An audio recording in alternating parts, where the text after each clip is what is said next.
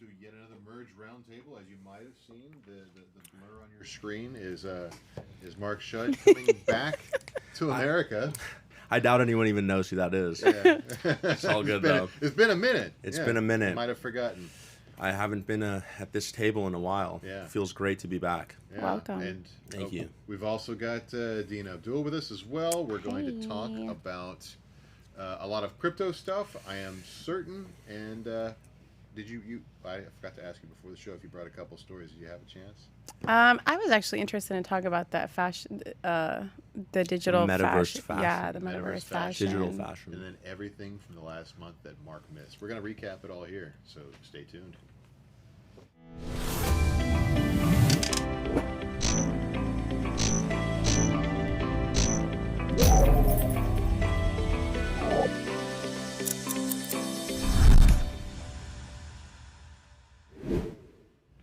So, welcome back, Mark. Thank you. So I was going to jump in. It's like reading off some old headlines, but you just got off like a call with a legislator that pissed you off or something. What's going on? So long story short, I don't even know if I'm allowed to be talking about it, but I just got off a call with the office of a representative here in Texas, and the point of the call was to kind of filter out and screen whether or not we would talk to the representative and what kind of information would be relayed to him about the issue we were discussing. And it was actually a bill that's trying to be passed by McHenry, and that bill is for a market structure framework within the crypto industry. And basically, to keep it short, the call went very poorly due to the fact that the individual was very hesitant and against crypto. And I had a lot of thoughts during this call, which I didn't really even speak on. And my first and foremost thought was the importance of education. And I know I'm in education, but this reminded me why I'm doing it. And people truly just do not understand crypto. They do not understand blockchain technology. It is not about the money. It is not about Bitcoin's price. It is not about Ethereum's price and all the rug pulls and all this stuff. There is a fundamental shift happening right now in technology due to blockchain, due to the fundamental, infrastructure of how we interact digitally and with crypto and with digital assets. And I think people who do not understand that are just looking at the side of crypto and of blockchain, which is just the monetary side, the Bitcoin's price today, and Bitcoin's down this amount of percent. But the important part is to understand that the fundamental technology of blockchain and of crypto is truly changing how we interact digitally. It is changing the internet.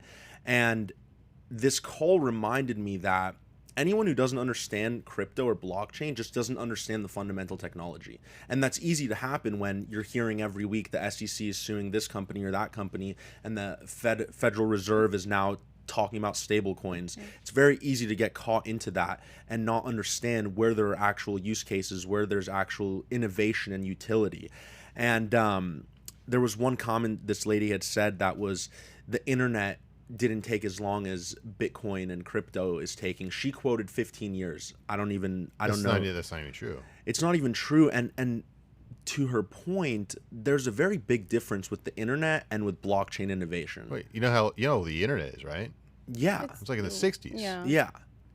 So it was it's like 30 years before the internet was useful. Okay, so you can imagine on this call how many ignorant situations happen like that where it really got me upset. And the reason I'm upset is because people, our government officials are making it more difficult to innovate and making it harder for the U.S. to stay on top in terms of innovation within not only blockchain, but also with money.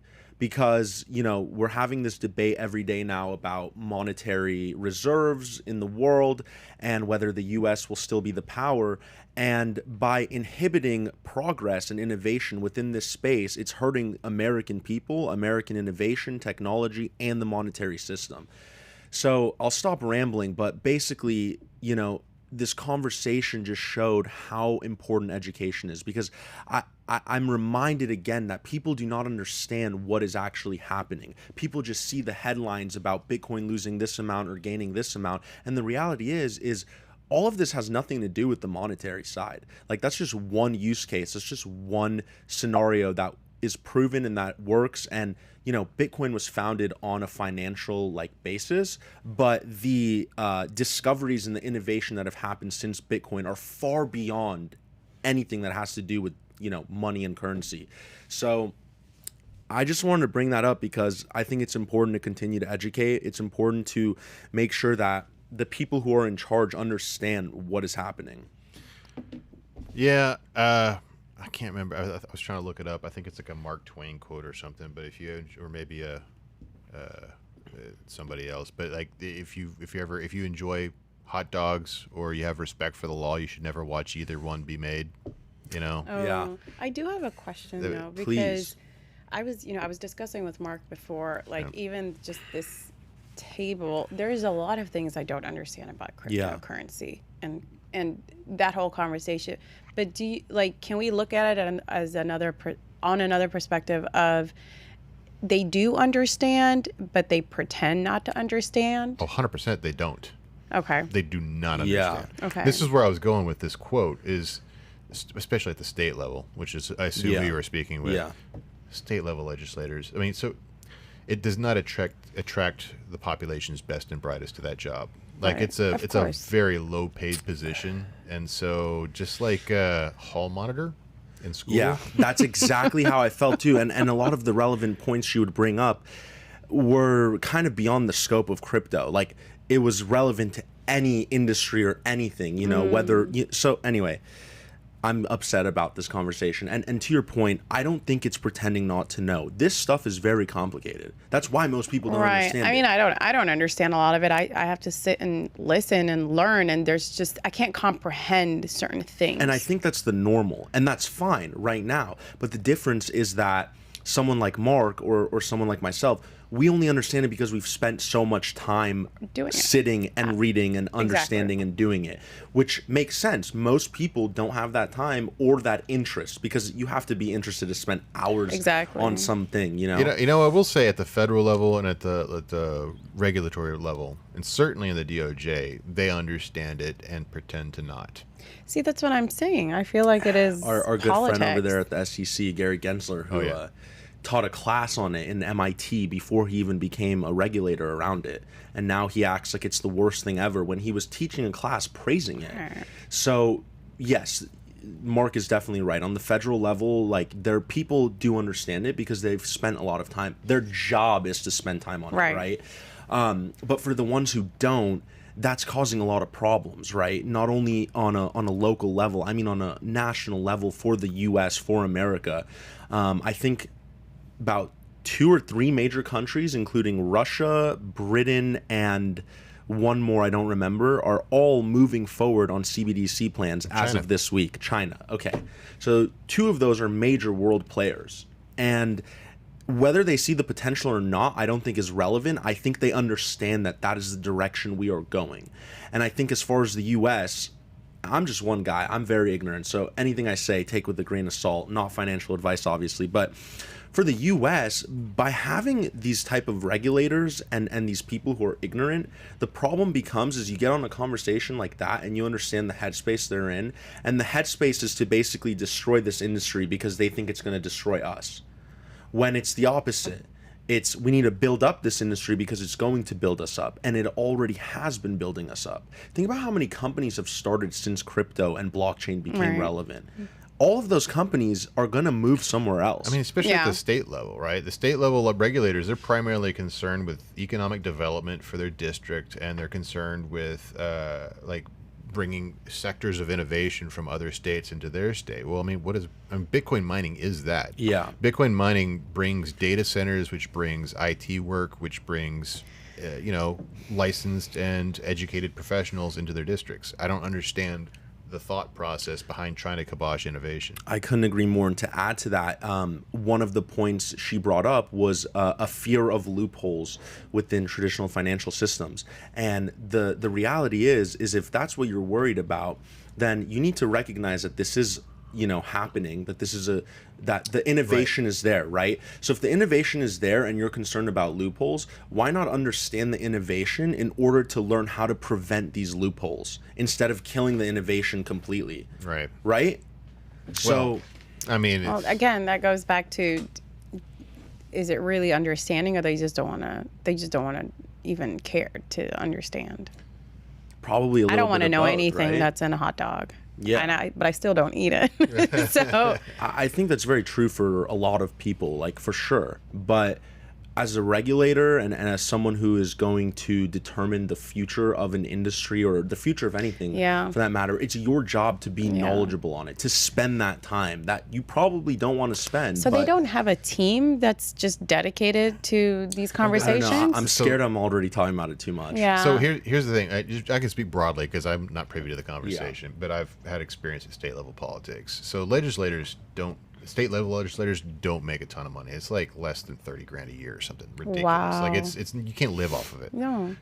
And the budget that they get is not enough to hire. So you either have to come into the job rich, or you come in the job bankrolled by a lobbyist firm.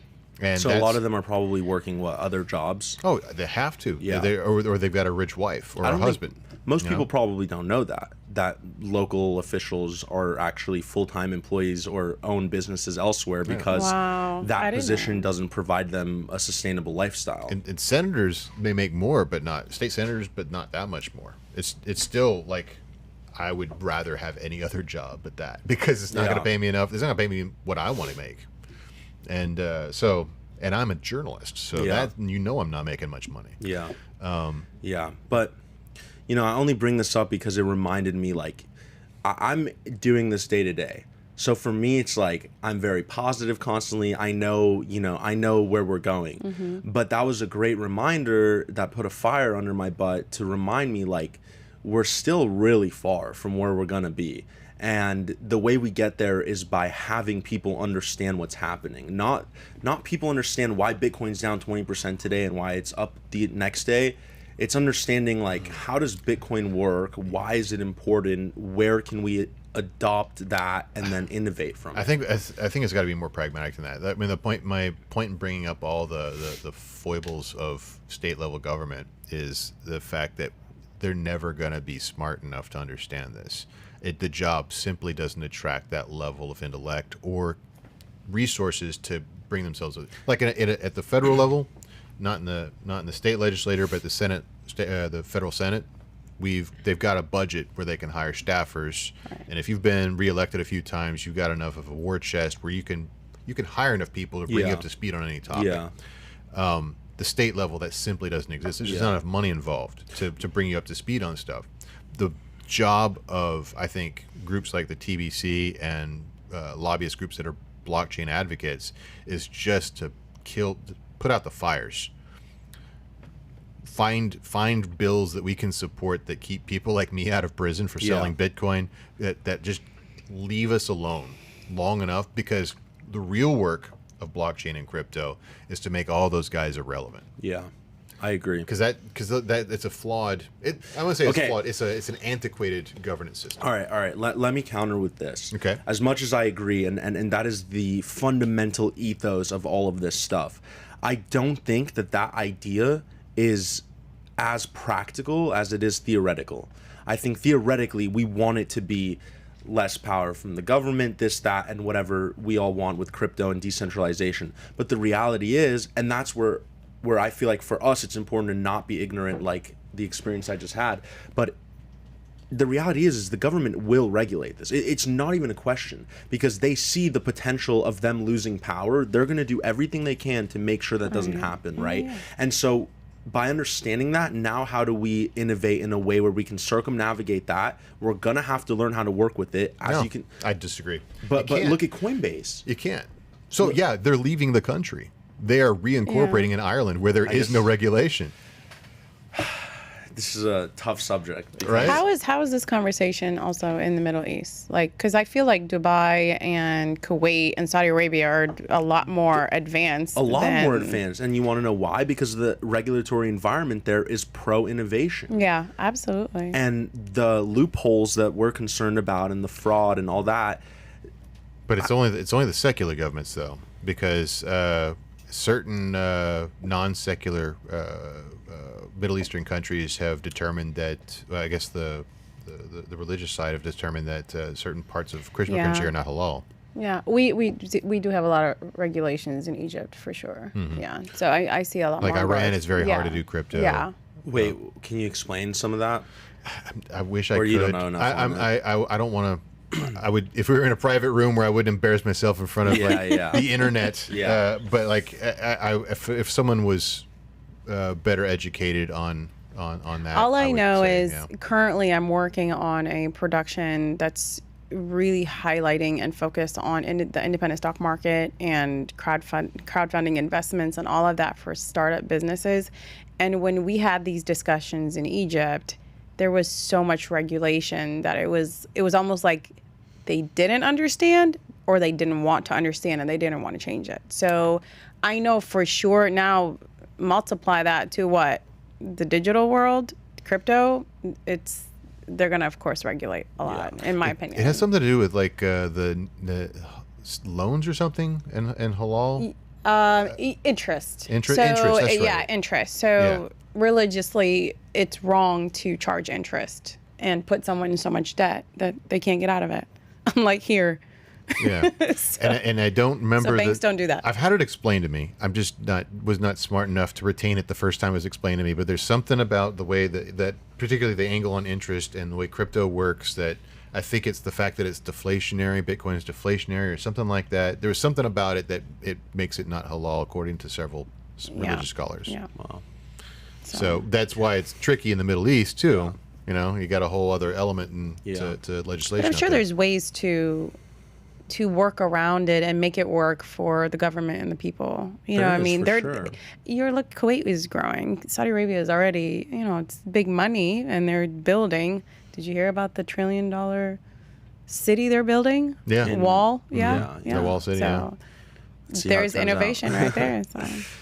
Well, but like my point is that we should be thinking about it from a lobbyist perspective. For sure. In a two-track system, right? One is kill the fires, like what you guys do every day. And two is we need to be elevating technology that makes irrelevant, because really what is our problem with government? Two is one is its speed. It's speed to get the how quickly it gets up to speed on a new issue. Right. And two, the speed of bureaucracy just slows things down. It's like turning a battleship around. Well, the system's outdated. Right. Well, I mean, that's exactly the point. Yeah. And this is, decentralization, blockchain, DAOs. These are technologies that allow you to move at the speed of the internet to route around problems. That's literally what the internet was built to do. Yeah. It's like if you had a nuclear war or some other global disaster that affected you at a nation scale, you want to be able to communicate across the country and route around the problem. And so blockchain and all these other decentralization principles are building on that let's route around the problem idea. Government doesn't do that. Government is hierarchical, like the way we currently have government. It's like it's everything the buck stops here, right? And it's just like you said, an antiquated way of doing things. We need to replace that. I think the frustration is it's like an endless cycle, It's not, we do need to replace it. It's not going to be replaced. And it's like, how do you work with that? And it's frustrating. Absolutely. So this is an anarchist quote that I put up a couple of weeks ago when you and I were chatting when you were on your on your trip, which is you don't replace a system top down. It was something about it's not even a quote. I'm just giving the thrust of what it was saying. Okay. You don't replace a top down with a revolution. You bottoms up. Bottom up. You have to present a viable alternative to the problematic system, and that's what we do with blockchain. Is we design viable alternatives. And you're not going to just fire the president tomorrow and say replace it all with crypto. You're going to replace it at the city council level. Or you're going to replace it at the roads department level or something. So where does that leave your case right now? Like, is this something like you can't even entertain again? I mean, you have to provide resources and guide them as much as you can. And obviously there are people who are much more educated and much more capable of handling this issue than I am. But, it's a learning process. I mean, that was honestly one of my first experiences like that, in that realm, I should say. So I think, it all just goes back to education at the end of the day. I think, I told someone in the studio yesterday, I have never met a person who understands like the fundamental technology that doesn't believe in blockchain or crypto as an innovative tool, not as like cryptocurrency as in I'm going to buy Bitcoin tomorrow because I believe in it, but like as in there's something happening here and it's going to change how we interact digitally, And that's what really got me into all of this. You were asking earlier, like, what do I do? And it's like, I just started reading about Bitcoin and about blockchain and what it all means. And I got so interested in how, first of all, how somebody is so smart to develop that and to create a system like that. And I think eCash was in the 90s, 80s? 90s. 90s. So somebody had already tried to do this many, many years ago, and it didn't work. So to know that it happened now, and that not only did it happen, but it's still happening, like we're building it out right now, I think it's fascinating, because what kind of impact can you create on that? There's endless opportunities nowadays if you understand what's going on. I mean, look at Mark. He sits every day and he's coming up with something new every single day. Yeah. So the room to innovate is there, but we just need to make sure that room remains, spacious, so we have that capability to innovate. I think I'm going to challenge myself to really comprehend. Like, I've read about it. I've tried It's to hard. I've tried to It's understand. really And I'm hard. just like, is it because I'm not a tech person? No. I'm not like a tech. Mark is a tech person. Like, I'm not. My background is like in real estate and finance. That's what I studied. So I wouldn't say I'm a tech person, and I don't like coding at all. But the reason it's very hard to understand is because all of this stuff is intangible. Like, you can't Right. you can't see touch it. a blockchain. Yeah. You can't touch a smart contract and see how the transaction is going through. And for me, in my personal experience, is like I would just read it over and over and over until it made sense, because you have to like sit there and conceptualize it and envision it in your own mind of what like is actually happening and what all of these terms actually mean. Yeah. I mean, most people don't even know how the internet works, me being one of them. It's like people who do understand that I think Mark understands. Mark some of that. understands the internet, no question. Mark knows things I just don't. Yeah. I'm Well, but like, here's the okay. thing: you don't need to understand the internet to know that it's both valuable and that it works, right? And so this is the struggle, right? There's a certain segment of the population that needs to understand how decentralization works and how Bitcoin and crypto and blockchain work, and there's a much larger percentage of the population that does not need to understand it. But that wasn't always the case. When the internet was first around, just like how blockchain is now, People were afraid. people were afraid. Yeah. I mean, No, they weren't afraid. They didn't know about They it. didn't know, Well, but what do you mean? I they mean, there weren't were some afraid? people that might have People been. didn't want to put their there credit is- cards in the But there was, Yeah. but there was no clapback from Congress saying we've got to outlaw this thing. There was no like. But that's because populist now you're uprising. talking about data, gathering data Well, from the entire population. That's because that world literally did not exist before then. Right. And that's why, like, there was a comment made about like how I said earlier with the internet and blockchain innovation. Like, blockchain innovation is fascinating and it's amazing. But like, to conceptualize the birth of the internet, there's never been anything to that scale. And so when it first happened, I don't think it was even like possible, unless you were really like into tech and were nerdy about it. Like, there was no way for you to conceptualize what this means. Versus my generation, we're born into it. Like, Yeah. I know computer better than like anyone in my family, and so do all my friends. But my younger siblings, they know it even better than me. Yeah. And that's just how it happens. And when the internet was first created, I could only assume like the scenario was, we've never had anything of this caliber. There's no proper approach or former approach that we've had to know how to handle this. But what I'm saying is the stumbling block to adoption wasn't fear. The stumbling block to adoption wasn't understanding. So, Yeah. So you think it's fear now? It's not it's not understanding. 100% fear. But what's the fear? The fear comes from Losing people who control. pretend that they understand it, or people that have an incentive to pretend that they don't understand it, come out and tell the world why they should fear this technology. You got people like Cory Doctorow. You've got people that are politically motivated that say, "Yes, I'm pro-tech, but this is all just scams. You gotta stay away from this stuff." I mean, like that's like literally the whole shtick. You've got people like Stephen Deal, Yeah. who their whole shtick is, hey, I've got this private blockchain technology that's safe, but public blockchains, Bitcoin, Ethereum, that's all a scam. You should Yeah. have it outlawed. And they're out there literally spreading disinformation Well, for that's their own just straight profit. manipulation, right? Right. Like, That didn't happen with the internet. yeah. So I guess that's what true. what I'm saying I say is, it's the fear of losing control. no, I don't think that's. I think that ship has sailed so long ago. I mean, that's what Alvin Toffler used to talk about with Future Shock in the '70s. We've of the world has ceded control because the big Shoggoth monster, the Cthulhian nightmare, which is the internet, Yeah. has already taken control away from us. Right? We're just trying to manage our little corner of it at this point. What we need to think about when we're talking about education is not I enjoy talking about the little bits and the bytes and all Yeah. that stuff. That's my gig, Yeah. right? That's my thing. But I don't think that is valuable for most people. I think that's valuable for other people who are neckbeards like me. But So what is valuable? Just the experience. well, what's valuable is the understanding of why decentralization is better.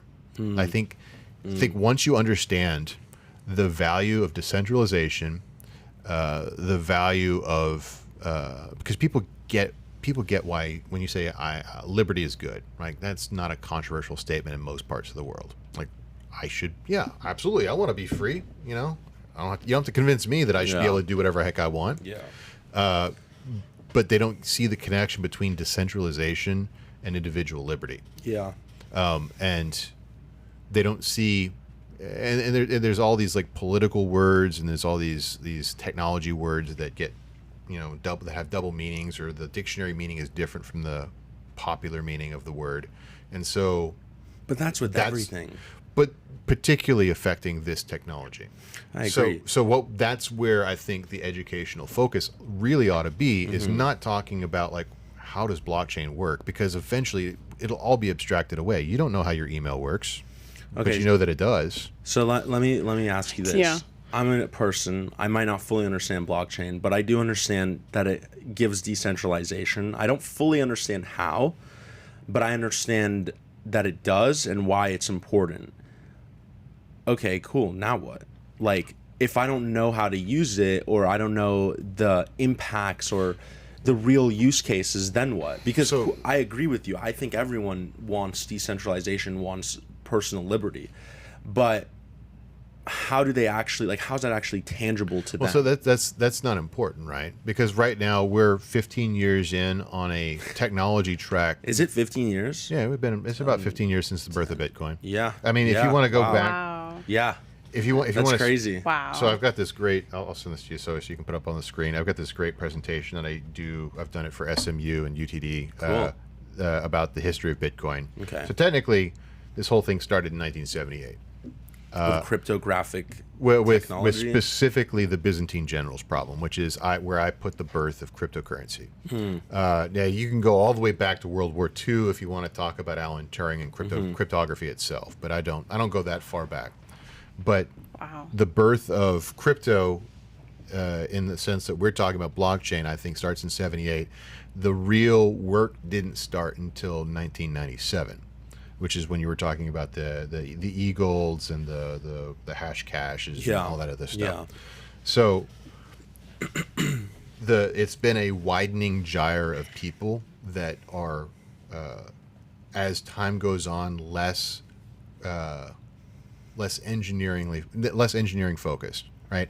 I'm not. You guys have been talking me up how smart I am this whole episode, and I appreciate it. I like it. I like to hear it. Keep it up. Well, you are. But I am not as smart as the guys that were on the cypherpunk mailing list in the early, the mid '80s and late '90s, coming up with Hashcash and eGold and Bitcoin and Litecoin. Cannot imagine that. Like, I'm not a mathematician like they are. I'm not a cryptographer like they are. well, same with Bitcoin. That's like what fascinated me, is like, I'm not like that either. It's like to sit there and somebody figured that out. It's like fascinating. Yeah. We're living through literally history, you know? It's exactly true. Yeah. But I have a level of competence that's a layer above that, whatever conversational geography, that I know how to operate the tools at a level that most people don't.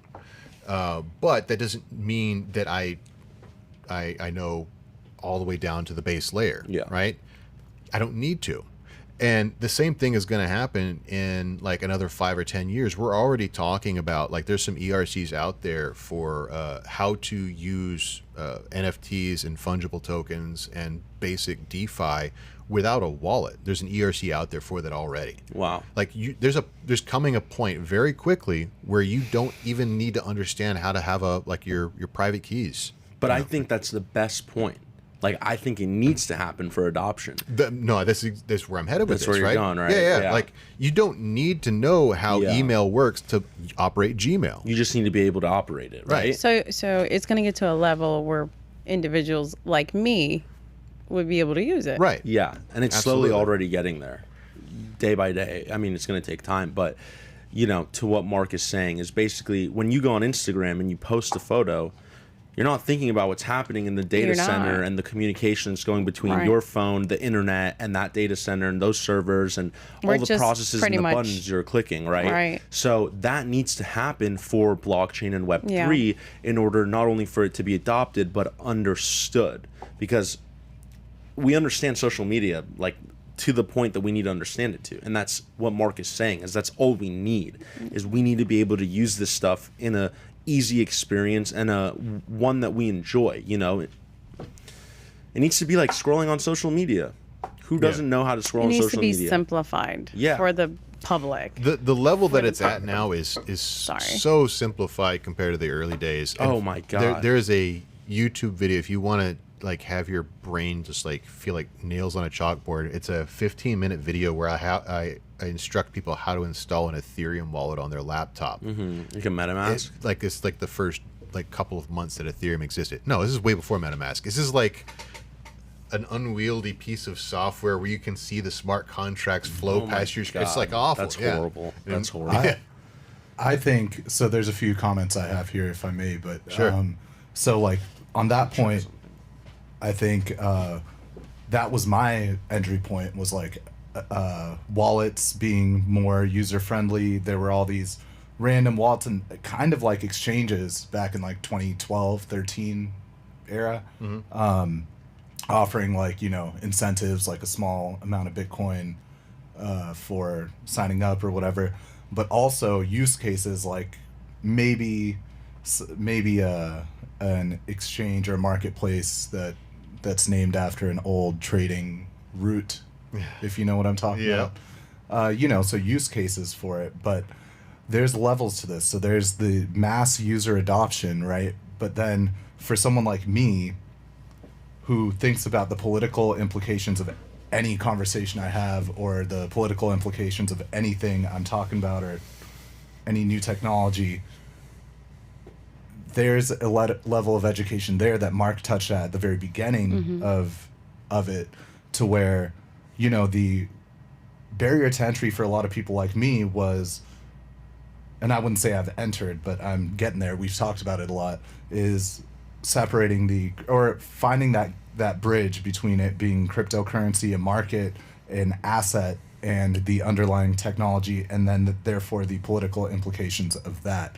And Mark, you said something to me. I was like, why don't leftists get behind crypto? And do you remember what you said?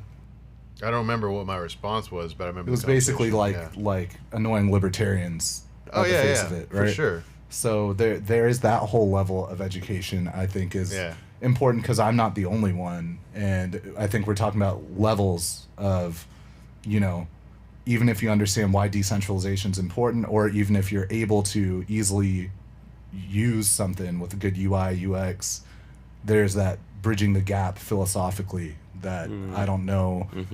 Maybe I know I'm not unique in needing that. Oh, for sure. Totally agree. Yeah, I mean, and that's it's the fans of crypto are sometimes the biggest barriers to adoption for crypto. For sure. Not the most. I mean, listen, this is a very complicated topic and situation, and there's no like one size fits all. I think to Sohail's point, there are definitely levels to this, and you know, even I have a hard time keeping up with everything. Like, I was gone a month. A lot happened in that month. I was monitoring it all, but Coinbase just released a new blockchain, and it's like you have to bridge. And bridging is a process of like changing blockchains, basically. That's the most simple way to explain it, right? Yeah. And like I haven't bridged in so long, like I don't even remember how to do it now. So it's like there are levels, and even for people who do understand it, you know, and I know Mark finds complications in his AI stuff too. So it's a complicated situation, but I do think in the end we will win. So are you familiar with the OSI model or like development stacks? No. So it's an important concept to get as an educator, as you're talking about this sort of thing. So every time you're talking about a different field of tech, they usually talk about it as a stack on technology. So like the easiest one to wrap your head around is for website development. Yeah. There's LAMP stack and React stack. So LAMP stands for Linux, Apache, MySQL, PHP. So WordPress runs on the LAMP stack. The base layer of the stack is Linux. And then you set up your Linux box. Yeah.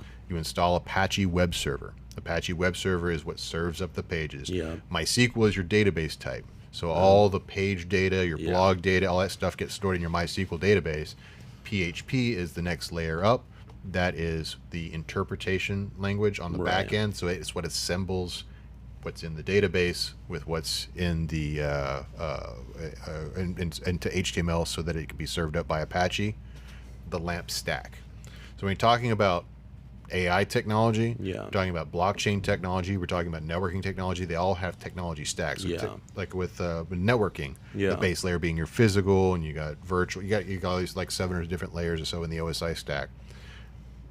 We don't talk about it as much in blockchain, but there has been a stack in blockchain that's starting to emerge. And what is that? Well, so you've got your I would say your math level is your base layer, right? Your what's the cryptography underlying the whole thing?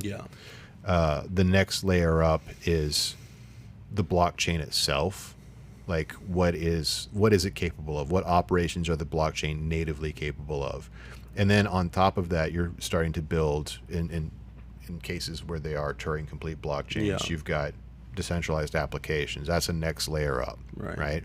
So that there's types of dApps that are tokens, not actively managed, and there's types of dApps that are a constellation of smart contracts, more like software. But so you start to get above that, and you get the wallet is going to have to be considered part of that layer too, because that's part of the user experience. Within the blockchain itself, you've got what's the consensus mechanism. So you start to assemble all these things in here. We've got about 4 or 5 layers to the stack before we even, as a user, we don't need to understand any of that stuff below that layer. Like the user starts to care about things at the wallet and up. The problem is with all of this stuff, we're already at a point where nobody has to think about that stack. With blockchain, with AI, we still have to consider it. You're right. Right. And that's a big issue. That's why they're emerging technologies. Yeah. Right. Emerging technologies, right. So all I can think about as he was stacking is Lego. I mean, that's a great way to think about it. It is. It's a real great way to think about it. But it makes sense. Like now, so like when I have conversations with clients about website design, they're like, why does it cost so much? I'm like, you have to understand there's someone in tech sitting there building from scratch something that you're asking for to look pretty. Yeah. Which I have to have a team to do it. It's not something, And most people don't know what it means to what it takes to make it look pretty. It could be complicated or it could be simple, but most of the time. Or even the templates that they sell. Like, why are the templates so expensive? Why is the template on a website $500? Like they don't understand that it was literally a process of Legos. So those plug-and-play sites, they make a killing though. Yeah. I mean, but that's where like someone like me, like if I want to make a quick informational page or something, that's but of course when you go back to e-commerce and all of that, I'm gonna hire a professional to so, but all I thought about was Legos, my son's Legos. It's like, right. Well, I mean, and when you're building on somebody else's predefined stack, like if you're talking about a web page situation, using Wix or Squarespace versus WordPress, like there's much less modularity Yeah. in Still, somebody else's yeah. stack, right? But if you Yeah. want to start, and even WordPress has very limitations, but it's like Duplo versus Lego, right? There's Yeah. more combinations you can do. And that's what we talked about. I was Yeah. like, Mark, I don't understand the difference. Like, why I can't use Wix?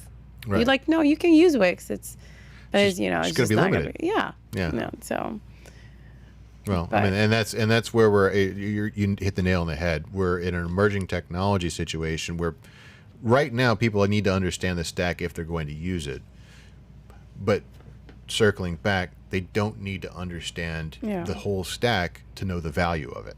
And that's, I think, where the focus needs to be done. Because I mean, like you and I, we're not gonna solve building the rest of the stack. You and I, right here, we're gonna Yeah. be talking about it, right? Yeah. So let's focus on like that level of education Yeah. in the places where we have influence. Right. Right. We need to really be preaching the value of decentralization. Yeah. That's a so good point. did this roundtable make you feel better? It did. It did. Okay, good. The doctor is in. Okay, good. Dr. Bitcoin has cured me. Yeah, no, it's something that is, it has to be a conversation, and I didn't feel like it was, and obviously talking about it now, it's like Yeah. you get a lot of clarity as to why we're at the point that we're at and how to solve it, and Yeah. that's all there is to it right now. It's just walking in their shoes. Yeah. Like, Yeah. You're right. So Well, and here's the other thing I think that you could probably use as ammunition in these conversations. So a lot of what is fueling anti-crypto sentiment, legislation, regulation is the same animus that is anti-technology in general. There's this Yeah. populist movement with Elizabeth Warren and people like her that are saying, well, just, Silicon Valley is a failed experiment. or that fentanyl is fueled by crypto. Yeah. That's a whole other... That right Bunch there, of- that's pretending. anything know. anything a politician says about with the word fentanyl in the sentence is Yeah. probably a lie. But But wait, you haven't seen the videos of cops dying instantly by just- touching? yeah, Is that not real? no, it's not real. Not at all. Makes sense. But in this there is some negative, very very real negative repercussions from the way that the tracks that technology have developed Yeah. in the last 15 years, last Yeah. 20 years, and what I think our regulators and politicians need to understand Yeah. is number one, you can't legislate against it. Right. Right? You can't regulate Facebook out of existence. Facebook at this point is bigger than any government. Yeah. And Wow. two, you can innovate your way out of the problem. Yeah. Decentralization is the answer. Decentralization solves the problem of Twitter, Facebook, MySpace, all the negative things you're thinking about that exist within technology, centralized organizations having your data, misusing it, using it to capitalize on the individual. Decentralization fixes that. I agree. And so that's the mind shift that these people need to understand. I agree. But this is where you go into the anti-capitalist Right. element of it, and then you're going to lose people too. Well, no, you're not. You got to package it right. Yeah. No Yeah. one. Guess it's all about how you package it, right? This Like, is the weird thing, right? So once you start getting like American political spectrum is not built to really have this discussion in a sane way, because we only view things across like a linear perspective of left versus right, and the libertarians, God bless them, they get a lot of things wrong, but they did get the political spectrum correct in that it's like an axis, right? It's left versus right, but it's also authoritarianism versus liberty. Right. Right. And so, but it's also, I think one thing that gets wrong is it's also it's map it to a sphere, because you go far enough around the bend and you're back where you started. Yeah, the horseshoe theory plus the political spectrum compass theory is a sphere.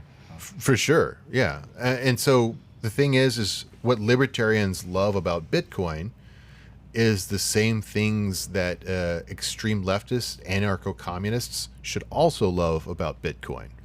So the issue with capitalism isn't the fact that we have some imaginary number to define what our money is. Yeah. The issue that anti-capitalists have, or the issue that people have with capitalism, is that there's an elite moneyed class telling us what our money needs to be. Yeah.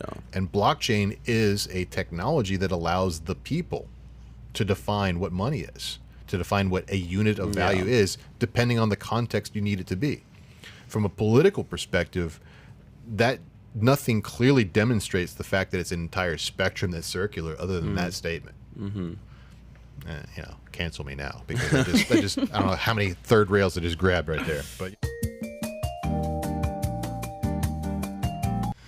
so No, I'm on board. That's what's interesting to me. That's the interesting conversations to me, and I'd say keep an eye out, whoever's watching or sees this clip, for these conversations here. I mean, yeah, we definitely have want some of those. Well, we want to. We've had them without cameras on many times, and need to record them next time. yeah. Cool. How much time do we have? You got 1 minute. Well, You have 1 minute before have you got to 1 go. Yeah. Do you want to? You wanted to talk about that fashion thing real quick? Yeah, the fashion in the metaverse. I'm Yeah. trying to really comprehend what that is, so I can make some moves. I want to get into the system. Yeah. I mean, just think about it. Fashion in the real world, just digitally, right? Okay. I think with the metaverse and the blockchain now, there are a lot more innovative opportunities, and people also are caring more about, their avatars or their digital identities, Yes. one should say. And, I'm not right now too deep into it. There was a time where I was more into it than I am now, but basically there's a lot of money being made, that's actually, I should not even talk about money. I should just talk about opportunity. There's Okay. a lot of opportunity to create, to innovate, to create digital fashion, and to have the opportunity that a lot of fashion designer or artists did not have before. And it's Okay. opening a whole new floodgate, a whole new door. Similar to what happened with streaming. This is exactly, I kid you not, like 2 years ago, when it started coming out on, Yeah. no, when I was watching my sons play 2K and all that, Yeah. and they're sitting there like purchasing this, and I'm like, why I can't Okay. put my purse in this damn That game? is exactly it. And then I thought about the opportunity of the thing, like a lot of startups in fashion, what do they Yeah. have issues with? Investments. Now imagine Getting to the clients, exactly. Imagine being able to produce something that's not even tangible right? Yeah. at a lower cost, Yeah. but the image is there and it's being sold. That's a gold mine. So I'm assuming you understand that you said 2K, right? Yeah. Like you kind of understand it. Yeah. Let me break it Yeah. down to you in Web3 terms. The money they buy in that, that is literally basically what cryptocurrency is. No, I understand They're that. spending real dollars to buy this virtual currency that they Right. can only use, by the way, in this In this- metaverse exactly. called NBA 2K. Now, within this metaverse, or I'll even use a simpler word, within this metaverse or world, there's the crypto, the money they use. And what do they use it for? For in-game items. And what are those in-game items? They're wearables, they're collectibles, they're virtual trading cards. And that's all, that's the best way to understand Web3. Yeah. Is No, and that's how I put two and two together. Yeah. But I just kept, like you were saying, I kept seeing the opportunity behind it. I'm like, well, shoot, I don't have $20,000 to go make a new collection of handbags. What if I was able to make a rendering and sell it Exactly. into this? But what are they Exactly. doing? They're only purchasing name brands. Yeah. Now it's starting to transfer. Oh, I only wear Chanel or Gucci or Prada. By why? Okay, I don't want to say too much because there is something I still want to work on. But that's when I saw your podcast about it, I was just like, I mean, this is what I saw 2-3 years ago. Yeah. And that was actually a big thing that got me into it. Is I've played video games all my life, and my younger brother, he spends so much time playing video games, right? So They spend all my money playing they video spend games. all money and time, and that's what made me realize, with NFTs, at least non-fungible tokens, Yeah. and the metaverse, that's why it makes sense to me, because these concepts are not new. Yeah. They already exist, and you put one word, you change the word. Instead of saying it's a video game, you say it's a metaverse. Now it's like what the hell? What is that? Like, what is that? Yeah. No, you've been in metaverses. Right. Like, even when we're on social media, I argue that that's a metaverse because it's a world where I'm interacting digitally with another person, and that world is on the basis of social exchange. I mean, and Yeah. that's how That's NFTs social, like, as a currency, right? trend You're right. respond. Yeah. Like, so most of this, the evolution of where these monkey JPEGs became Yeah. popular was the fact that in Twitter, most of these DeFi traders, these Yeah. people that were making money with Ethereum, Yeah. they all hung out on Twitter to talk. And so this is analogous to like 1980s Wall Street. Whenever you start making tons of money, you buy status symbols. Well, you can't buy a watch or a Ferrari and show it off on Twitter because you can kind of fake that stuff. Yeah, but, and that's but where you the could buy monkeys come in. you could buy a monkey JPEG on Wow. chain But- and make it your Twitter profile picture. Right. So But it away just from shows that, your status. That's how it away from started. that mainstream talk, the reality is like I'm already spending money and I can only use this item in this one game. Now think about it. I'm spending money that I could trade, that people want it, right? Like, it's not just for this one world, but it's money that I can sell to someone who's outside of this world. And not only is my in-game item valuable in this world too, but now I can trade it and I can use it in another world, or, you know, I can level it up Yeah. here and then sell it once I'm done playing with it, or whatever it might be. It doesn't only apply to video games, but I think the video games is a big use case, and that's where for me, and I think for a lot of people, it makes sense because it's like, I already own this thing, but I can't do anything with it except use it in this one space. Yeah. Add this layer of ownership, and now it's an asset that I can level up and sell to someone. I mean, there's this game called Counter-Strike that's been around for like, I don't even know how many years. I've never played it. I just know about it.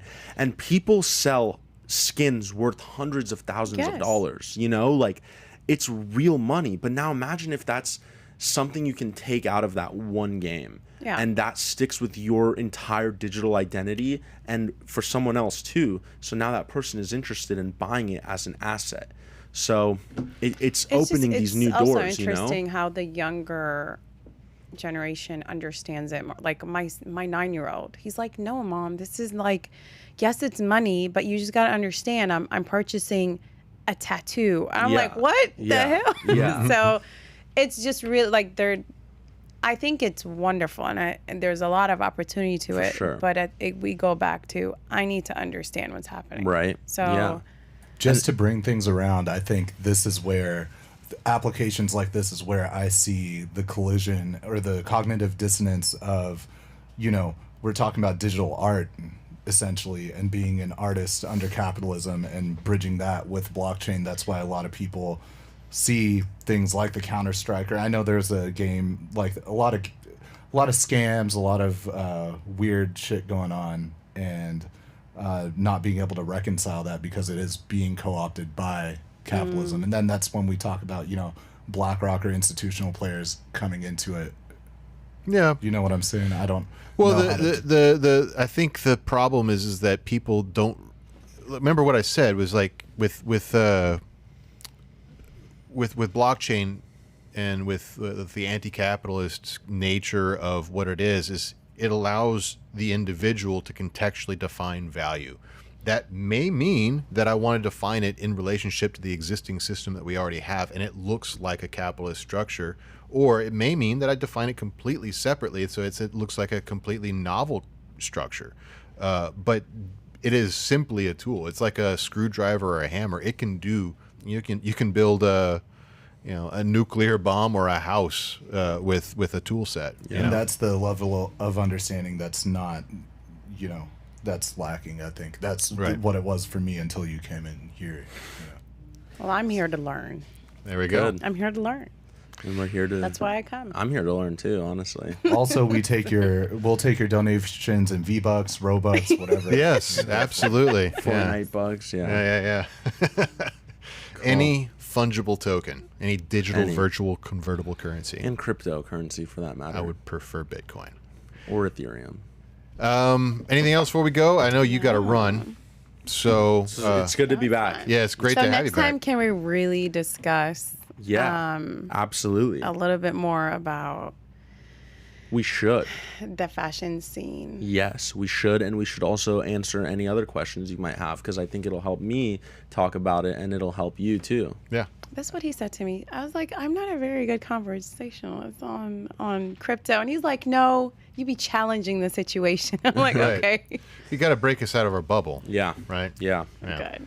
So it's only- great. Hopefully I bring a little bit of entertainment.